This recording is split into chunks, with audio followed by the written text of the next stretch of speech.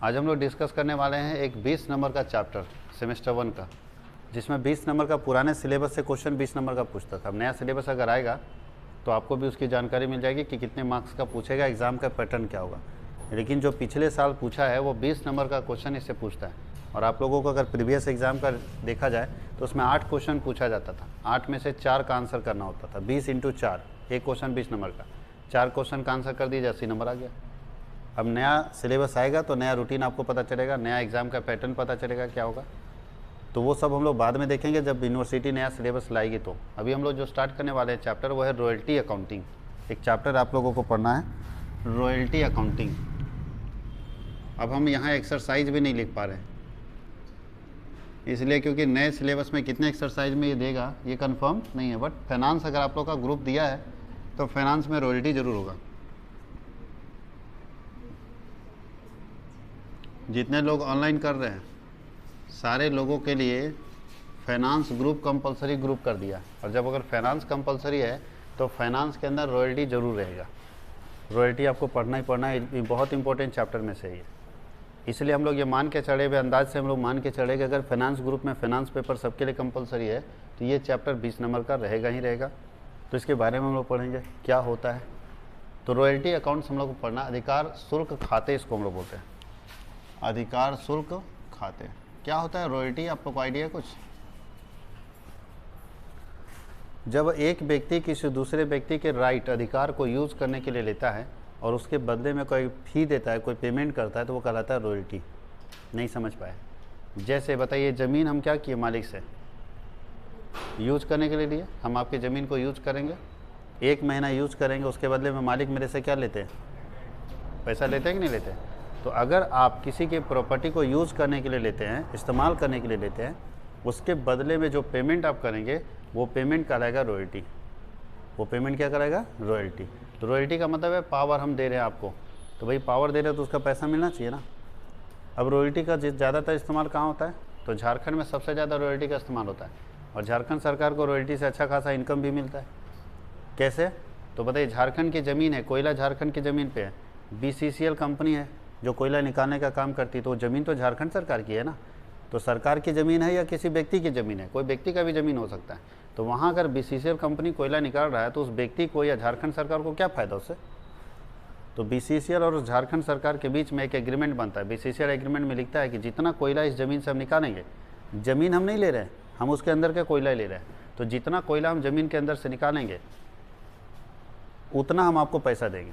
अब ये टन के बेसिस पर हो सकता है, क्योंकि कोयला जो निकलता है उसको टन में ही माप सकते हैं ना, कि किलो के हिसाब से मापेंगे, टन में मापेंगे ज़्यादा अच्छा रहे। तो बोलते हैं 1 टन का, मान लो बोल दिया 1 टन का 500 रुपये देंगे, जितना टन निकलेगा 500 रुपये आपको देते जाएंगे। किस लिए? वो कोयले का पैसा दे रहे हैं या ज़मीन का रेंट दे रहे हैं? ज़मीन का रेंट दे रहे हैं, कोयला का पैसा थोड़ी दे रहे हैं। अरे ज़मीन आपका है, ज़मीन के नीचे वाला चीज़ आपका नहीं, वो सरकार का है, मालूम होना चाहिए। ज़मीन आपकी है, ज़मीन के नीचे का कोई भी चीज़ आपका नहीं है, वो सरकार की है। समझ गए? वो सब सरकार की है। तो ज़मीन के नीचे कुछ निकल गया तो ये मत सोचना ये मेरा प्रॉपर्टी हम खुद निकाल के बेचेंगे, ऐसा संभव नहीं है। आपको उसको सरकार को देना पड़ेगा, सरकार आपको उसका ज़मीन का रेंट देगी, जो ज़मीन आपका चला गया उसका रेंट मिलेगा आपको, और वही रेंट क्या कहलाता है? रॉयल्टी कहलाता है। अब बताइए, BCCL जितना कोयला निकालता है उतना रॉयल्टी देता है किसको? झारखंड गवर्नमेंट को। CCL जितना कोयला निकालता है उतना रॉयल्टी देता है झारखंड सरकार को। अब मान लो कोई ईंट का भट्ठा लगा रहा है, तो ईंट का भट्ठा लगा रहा है तो आपकी ज़मीन लिया कि भाई आपके ज़मीन पर ईंट का भट्ठा लगाएंगे, मिट्टी भी आप ही की ज़मीन से निकाला, ईंट बनाया, पकाया और बेच दिया। तो भाई ईंट बेचे, आप प्रॉफिट कमा लिए, मालिक को क्या मिलेगा? ज़मीन मालिक को। तो ज़मीन मालिक को क्या मिलता है? रॉयल्टी मिलता है। क्या मिलता है? रॉयल्टी। तो रॉयल्टी का मतलब क्या हुआ कि जब एक व्यक्ति अपने पावर को दूसरे व्यक्ति को यूज़ करने के लिए देता है और उसके बदले में जो प्राप्त करता है वो क्या कहलाता है? रॉयल्टी। तो एक तो हम समझा दिए माइनिंग का रॉयल्टी मिलता है, एक आप अभी देख लिए ईंट बनाने का रॉयल्टी मिलता है। अच्छा, तेल का कुआं निकल गया नीचे, तो तेल का माइंस मतलब नीचे मेरे ज़मीन के नीचे तेल निकल गया, तो हम किसी को, सरकार को दे देंगे ज़मीन, तो हमको उसके बदले मिलेगा ना। तो क्या मिलेगा? रॉयल्टी मिलेगा। और रॉयल्टी का इस्तेमाल कहाँ होता है? आप जो बुक पढ़ते हैं ना, इस बुक में जो राइटर होता है वो अलग होता है और छापने वाला अलग होता है, मालूम होना चाहिए।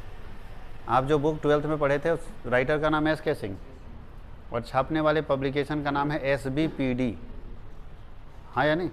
SBPD। तो पब्लिकेशन अलग और राइटर अलग। तो सवाल है कि राइटर लिख के बुक देता है पब्लिकेशन को और पब्लिकेशन उसको छापता है।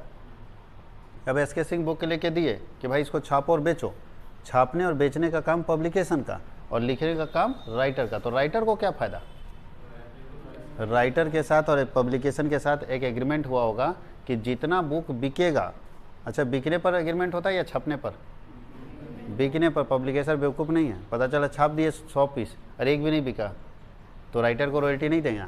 वो पब्लिकेशन वाला बोलता है कि जितना बुक बिकेगा, प्रत्येक बिके हुए बुक पर 50 रुपया, 10 रुपया, 20 रुपया, जो रेट तय हुआ भैया इतना आपको मिलेगा। अब अगर आपके बुक में दम है, जितना बुक बिकेगा उतना हम आपको 50 रुपया दे देंगे। बात समझ गए? इसको क्या बोलते हैं? रॉयल्टी। क्या हुआ था यहाँ पे? राइटर जो बुक लिखा उसके अधिकार को यूज़ किया, कोई दिक्कत है? उसके अधिकार को, कौन सा अधिकार? तो कोई भी राइटर जब बुक लिखता है तो कॉपीराइट करा लेता है अपने नाम पर, उस बुक का कॉपीराइट। देखिएगा बुक में सी लिखे राउंड लिखा रहता है, कॉपीराइट अपने नाम पर कराता है। कॉपीराइट के बगल में हमेशा लिखा रहेगा ऑथर, हिंदी में लिखा रहता है लेखक। तो लेखक के पास कॉपीराइट रहता है, बस यही कॉपीराइट को बेचता है लेखक और कमाता है कि हमारे पास जो बुक लिखने का अधिकार है वो अधिकार हम तुमको दे रहे हैं, तुम छापो और बेचो, बदले में हमको इतना पैसा दे देना। इसी को हम लोग क्या बोलते हैं? रॉयल्टी। बात समझ गए? तो रॉयल्टी और रेंट जब लगभग सेम लग रहा है ना, रेंट में भी तो वही होता है। 1 महीने के लिए कमरा आपको दे दिया मालिक और 1 महीना जैसे होता है पहुंच जाता है तो भैया 1 महीने के लिए तुम इस्तेमाल करो। अब तुम ज़मीन पर सो, जैसे सो 1 महीने के लिए रूम दे दिया, 1 महीने इस्तेमाल कीजिए और पैसा दीजिए। सेम है कि नहीं? तो व्हाट रॉयल्टी और रेंट में क्या डिफरेंस है? कुछ सुनने में एक जैसा लगेगा लेकिन थोड़ा सा अंतर है, 2 अंतर है बस, बाकी कुछ भी अंतर नहीं। तो आप रेंट समझ रहे हैं ना, तो रेंट को ही रॉयल्टी समझें, बस 2 अंतर है। रेंट में एग्रीमेंट नहीं होता है।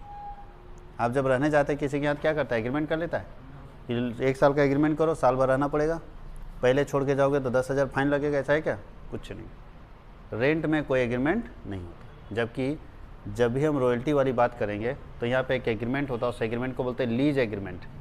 क्या बोलते हैं? लीज, पट्टा। सुने होंगे कभी अगर आसपास में, तो लीज पर ले लिया ज़मीन, पट्टे पर ले लिया ज़मीन, यानी एग्रीमेंट कर लिया 20 साल के लिए। बताइए आपकी ज़मीन पर हम स्कूल बनाएंगे, अब बिना एग्रीमेंट का बनाएंगे, तो जब बिल्डिंग विल्डिंग बन जाए, ओपनिंग का टाइम है, उसके बाद आप आए मेरे यहाँ की ज़मीन हमको दे दीजिए और जैसे था वैसे दीजिए, तो स्कूल वाला क्या करेगा? एक तो बिल्डिंग बनाया, पैसा खर्च किया 10-20 लाख रुपया, अब बोल रहा है जैसे था वैसे दीजिए, तोड़ के दीजिए, सब ईटा उटा हटाइए, हम खेती करेंगे इसमें। तो स्कूल वाला परेशान होगा कि नहीं? कोई भी ऐसा ज़मीन लेना चाहेगा, वो क्या कराता है? जिस दिन ज़मीन लेता है बोलता है 30 साल का पहले एग्रीमेंट कीजिए, पहले 30 साल कमाएंगे, उसके बाद जब 30 साल बीत जाएगा तब आपको अगर मन करेगा कि हम अपने ले लेंगे ज़मीन तो ले लीजिए। अगर मेरा जो पैसा लगा हुआ है इसमें 30 साल के लिए लगा ना बिल्डिंग होने में, वो पैसा हमको दे दीजिएगा, उस समय जो उसमें रेट होगा वो हमको दे दीजिएगा। और अगर लगेगा कि नहीं ठीक है सतीश जी अच्छे आदमी हैं, तो फिर लीज को और बढ़ा दीजिएगा, फिर 30 साल कर दीजिएगा। बात समझ गए? तो एग्रीमेंट होता है, लीज एग्रीमेंट।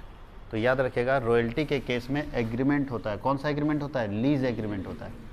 और रेंट के केस में कोई एग्रीमेंट नहीं होता है। पहला डिफरेंस समझ गए रेंट में। दूसरा, रेंट मंथली बेस पर दिया जाता है, रहो ना रहो महीना पूरा रेंट देना होगा। और रॉयल्टी वैसा नहीं होता, रॉयल्टी प्रोडक्शन बेस पर देना होता है। सामान बनेगा तो मिलेगा, नहीं बनेगा तो नहीं मिलेगा। अंतर समझ में आया? रॉयल्टी क्या होता है? महीने के आधार पर, और फिक्स रहता है रेंट क्या होता है? महीने के आधार पर, और रेंट क्या होता है? फिक्स होता है। 10,000 तो 10,000, 3,000 रेंट है तो 3,000, चाहे हम ज़्यादा रहें चाहे कम रहे 3,000 देना पड़ेगा। लेकिन रॉयल्टी में ऐसा नहीं, रॉयल्टी बोलता है प्रोडक्शन के बेस पर है, ज़्यादा बनेगा तो ज़्यादा लगेगा, कम बनेगा तो कम लगेगा। बात समझ गए? ये 2 बेसिक डिफरेंस है। क्या क्या बताए? रेंट में एग्रीमेंट नहीं होता है और रॉयल्टी के केस में एग्रीमेंट होता है। रेंट के केस में जो है वो मंथली बेस पर दिया जाता है, फिक्स अमाउंट दिया जाता है कि पैसा चाहे रहे ना रहे उतना आपको देना ही पड़ेगा। और रॉयल्टी के केस में कोई फिक्स अमाउंट नहीं रहता है, प्रोडक्शन जितना ज़्यादा होगा उतना देंगे, सेल जितना ज़्यादा होगा उतना देंगे, कम होगा तो कम देंगे। याद रहेगा? बाकी जैसे रेंट आप समझ रहे हैं वैसे रॉयल्टी और कुछ। भैया हमने अपना अधिकार दे दिया आपको, वो यूज कर रहे हैं, उसके बदले में हमको पैसा दे दीजिए। और वो पैसा मंथली नहीं होता यहाँ पे कि भैया हर महीना 10,000, वो उसको हम लोग रेंट बोलते हैं। जैसे हम लोग अभी दे रहे हैं रेंट दे रहे हैं, हम लोग रॉयल्टी नहीं देते। रॉयल्टी होता है टर्नओवर के बेस पर रॉयल्टी होता है, या सेल्स के बेस पर रॉयल्टी होता है, प्रोडक्शन के बेस पर किसी न किसी आधार पर रॉयल्टी होता है कि जितना बनेगा उतना लेंगे। अगर उसमें ज़्यादा बन रहा है तो ज़्यादा लेंगे। मेरे मालिक 2 चीज़ कर सकते थे, एक तो बोल दिए 10,000 लेंगे सतीश जी, दूसरा ये भी कह सकते थे कि नहीं, हम 10,000 नहीं लेंगे, आपके पास जितना स्टूडेंट पढ़ेगा उसका फ़ी का 10% लेंगे। ऐसा भी तो कर सकते थे कि मत दीजिए, कोरोना बंद रहा 1 साल, कोई बात नहीं, लेकिन जब आप पढ़ाइएगा जितना स्टूडेंट पढ़ेगा उसका फ़ी का 10% हम लेंगे। या बोल दिए 5% लेंगे फ़ी का, जो भी फ़ी आप लीजिएगा उसका 5% हमको दे दीजिए, जाइए यूज़ कीजिए। अब इसको क्या बोलेंगे? आप बताओ जी, ज़्यादा पढ़ाते तो उनको ज़्यादा मिलता और कम पढ़ाते तो कम मिलता, नहीं पढ़ाते तो नहीं मिलता। इसको क्या बोलेंगे? रॉयल्टी। और दूसरा कंडीशन बोलते हैं नहीं सतीश जी, वो सब हम आपके साथ कौन खिच बार बार करते रहेगा, हमको 10,000 फिक्स दे दीजिए। उसको क्या बोलते हैं? रेंट। अंतर समझ में आ गया? तो चलिए रॉयल्टी अकाउंटिंग के बारे में लिखते हैं। रॉयल्टी का मतलब क्या हुआ? अधिकार शुल्क हम लोग हिंदी में बोलते हैं।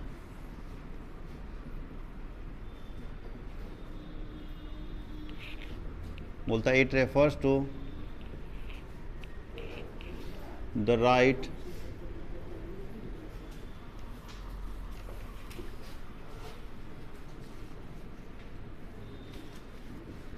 which is transfer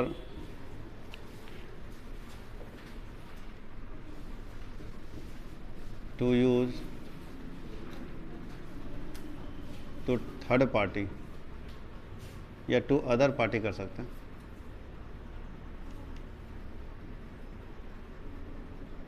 for use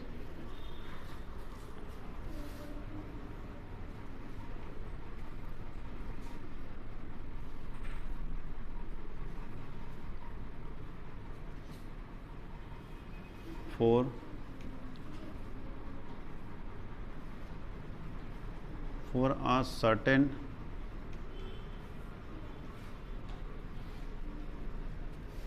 amount। बोल का इसका अर्थ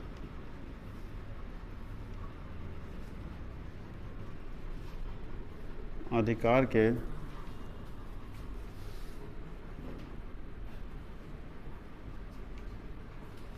हस्तांतरण से है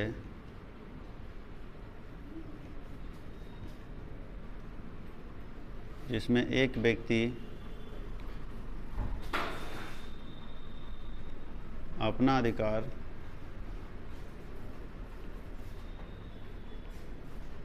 दूसरे व्यक्ति को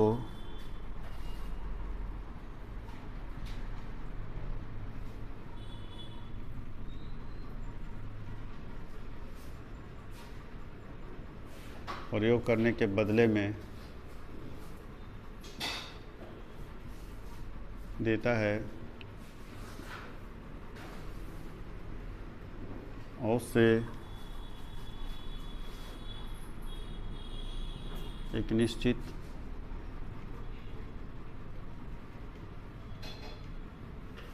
शुल्क लेता है।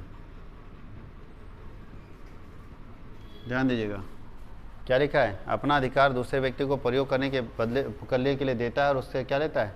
एक सर्टेन अमाउंट लेता है। कोई दिक्कत है? तो ऐसे केस को हम लोग क्या बोलते हैं? रॉयल्टी। अच्छा, रॉयल्टी में कितने पार्टीज होते हैं?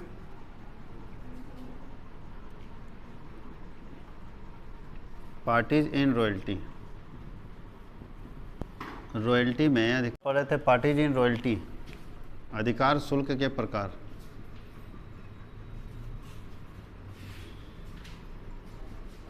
पक्षकार लिखो, प्रकार नहीं। अच्छा, कितने पार्टीज होते हैं रॉयल्टी के केस में? तो 2 पार्टी होते हैं। ध्यान दीजिएगा सारे बच्चे, उसके बाद लिखते रहेगा अपना। पहले समझ लीजिए फिर लिखना है। पहला पार्टी को बोलते हैं लैंड लॉर्ड, भूस्वामी बोलते हैं।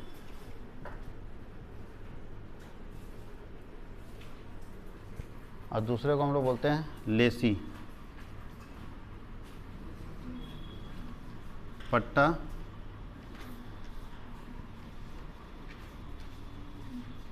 पट्टाधारी। इसको लेसर भी बोलते हैं, पट्टादाता। अच्छा, पट्टादाता मतलब क्या? जो पट्टा देगा, और धारी मतलब जो पट्टा लेगा, उसको लेसी बोलते हैं। कोई दिक्कत किसी को? लैंडलॉर्ड का मतलब क्या होता है? Owner of the property. Landlord का मतलब क्या होता है? Owner of the property. और लेसी का मतलब क्या होता है? रेंटर ऑफ द प्रॉपर्टी, जो प्रॉपर्टी को किराए पर लेगा उसको क्या बोलेंगे? लेसी। तो यहाँ लिख देने से समझ आ जाएगा। ये लैंडलॉर्ड कौन होगा? ऑनर ऑफ द प्रॉपर्टी, संपत्ति का स्वामी, याद रहेगा, संपत्ति का। अब उतना लंबा लिखने की क्या जरूरत है कि भूस्वामी वह व्यक्ति है जो संपत्ति का स्वामी होता है, बात तो वही ना लिखें, है ना। तो सेमेस्टर में इसमें दिक्कत नहीं है। और ये क्यों क्या होगा? रेंटर ऑफ द प्रॉपर्टी। भैया अगर आप प्रॉपर्टी के किराएदार हैं, संपत्ति का किराएदार, तो आप क्या कहलाएंगे? किराएदार को क्या बोलते हैं? लेसी बोलते हैं। कोई दिक्कत किसी को? तो दो पार्टी होगा, पहला कौन? लैंडलॉर्ड, दूसरा कौन? लेसी। और इन दोनों के बीच जो एग्रीमेंट होगा ना, उस एग्रीमेंट को बोलते हैं लीज एग्रीमेंट। क्या बोलते हैं? Lease agreement. दोनों के बीच एक एग्रीमेंट तो होगा, क्योंकि ये है मालिक और ये है लीज लेने वाला। तो दोनों के बीच जो एग्रीमेंट होगा वो एग्रीमेंट क्या कहलाता है? कोई दिक्कत है? और ये दोनों के बीच तय होता है जो अमाउंट कि कितना पैसा देना है, यानी ये तय, इसको देना पड़ेगा और इसको लेना है, तो इन दोनों बीच में तय होगा कि कितना लेना है और कितना देना है। तो जो अमाउंट तय होता है ना, उसी अमाउंट को क्या बोलते हैं? Royalty amount. उसी को क्या बोलते हैं? रॉयल्टी।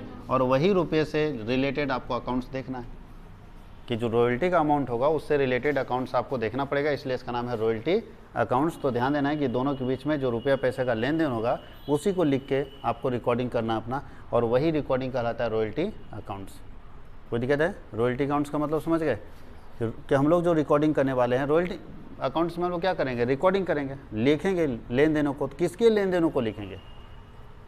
किसके लेन देनों को लिखने वाले हैं? तो लैंडलॉर्ड और लेसी के बीच में, यानी इसके बीच में जो भी लेन देन हो रहा है, रेंटर दे रहा है मालिक को, मालिक ड्यूज कर रहा है, रेंटर दे तो यही रहा है, देगा यही पैसा और ये पैसा लेगा, तो उसके बीच जो लेन देन हो रहा है उस लेन देन को लिखने के लिए जिस खाते का इस्तेमाल करते हैं, जिस अकाउंटिंग का इस्तेमाल करते हैं, उसी को हम लोग बोलते हैं रॉयल्टी अकाउंट्स। इसको लिख लीजिए, फिर हम आपको बताते हैं लीज एग्रीमेंट क्या होता है। क्लियर?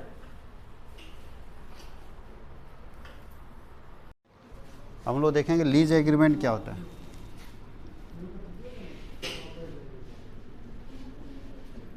पट्टा। तो लीज क्या होता है? Agreement between landlord and lessee. Landlord और लेसी के बीच में जो एग्रीमेंट जिस पेपर में होगा उसी पेपर को हम लोग क्या बोलते हैं? Lease agreement. तो बोलता है लीज क्या होता है? Agreement between landlord and lessee. बात समझ में आया सबको? लैंडलॉर्ड और लेसी के बीच में जो एग्रीमेंट होगा उसी एग्रीमेंट को क्या बोलते हैं? Lease agreement. कोई दिक्कत है? बोलता है यह भूस्वामी एवं पट्टाधारी के बीच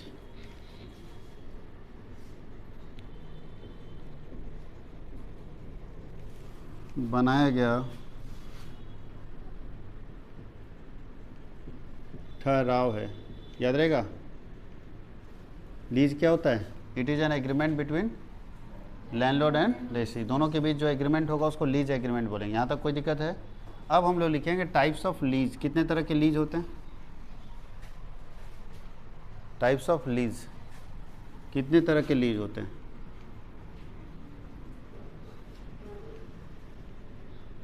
पट्टे के प्रकार। तो देखिए कौन कौन सा लीज आपको पढ़ना है। सबसे पहला है माइनिंग लीज, या टाइप्स ऑफ रॉयल्टी बोल सकते हैं, लीज छोड़ दीजिए। तो टाइप्स ऑफ रॉयल्टी, अधिकार शुल्क के प्रकार, ज़्यादा अच्छा रहेगा।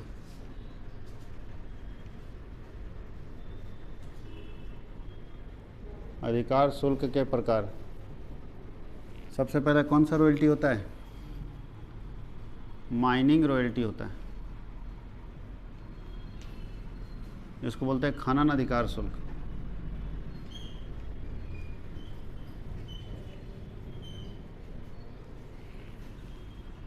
दूसरा क्या होगा? कॉपीराइट रॉयल्टी होता है।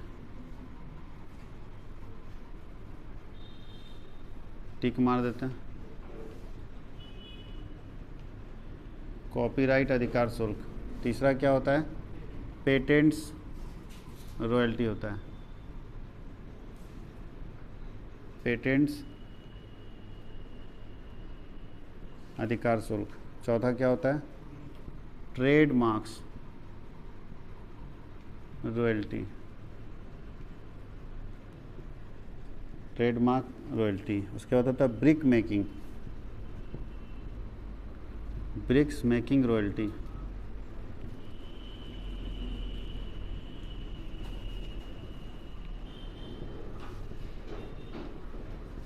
ईंट बनाने से संबंधित अधिकार शुल्क।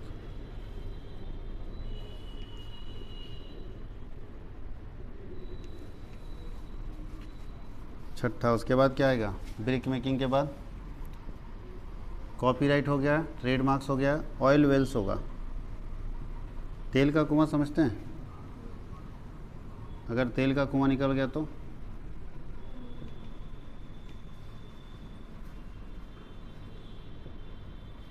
संबंधित अधिकार शुल्क।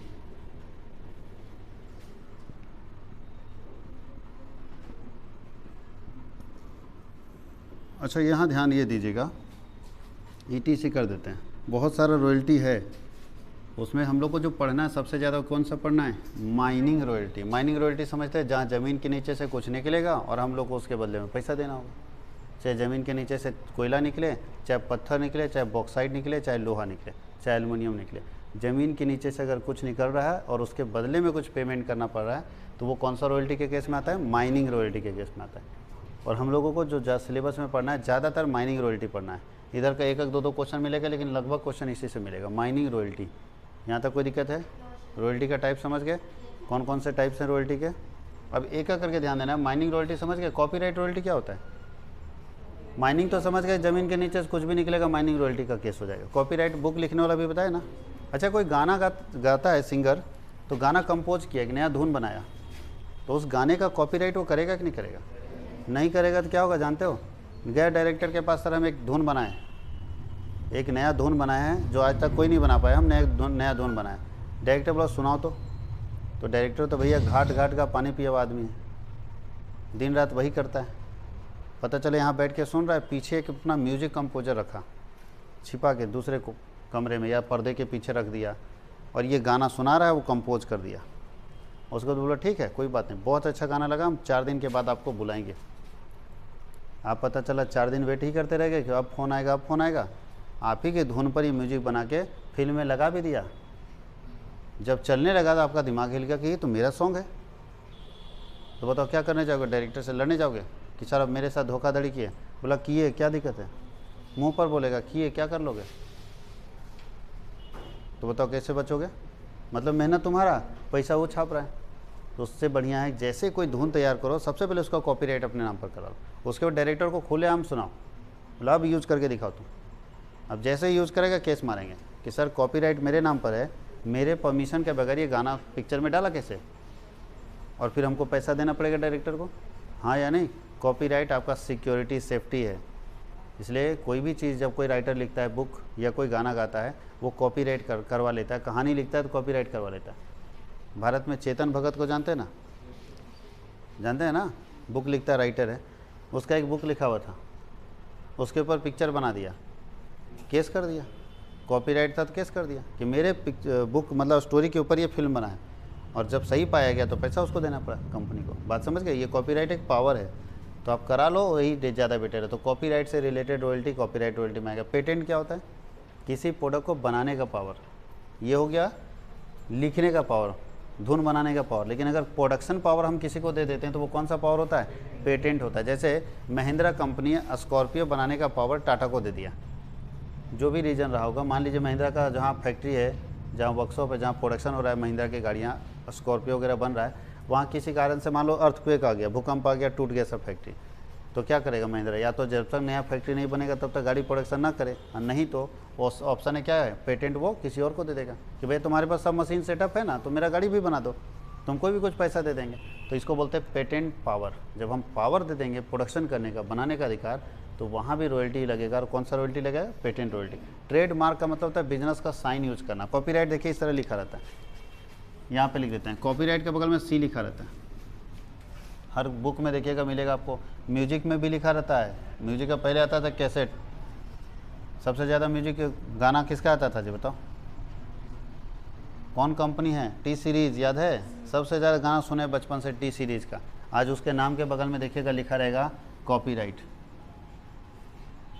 इसका मतलब है वो गाना टी सीरीज़ ही लाया है और उसी को बजाने का अधिकार है। कॉपीराइट के बाद पेटेंट राइट, ये तो कुछ साइन नहीं रहता है। ट्रेडमार्क में टीएम लिखा रहता है। ट्रेडमार्क में क्या लिखा रहता है? टीएम। मार्केटिंग में यूज होता है। जैसे एप्पल एक ट्रेडमार्क है। एप्पल क्या है? ट्रेडमार्क है। एप्पल का साइन लगा के आप मोबाइल नहीं बेच सकते हैं, एप्पल ही बेच सकता है, वो ट्रेडमार्क रखा है, बिजनेस का साइन। तो ये होता है ट्रेडमार्क। ब्रिक्स मेकिंग तो समझ रहे हो, ईंटा बनाने वाला। और तेल का कुआं समझ रहे हो, अगर ज़मीन के नीचे तेल का कुआं निकल गया तो उससे रिलेटेड रॉयल्टी कहाँ जाएगा? ऑयल वेल्स रॉयल्टी के अंदर जाएगा। कोई दिक्कत है? कोई तकलीफ? तो सारे रॉयल्टी के टाइप्स को समझ गए। इसको लिखिए, फिर हम लोग आगे देखते हैं।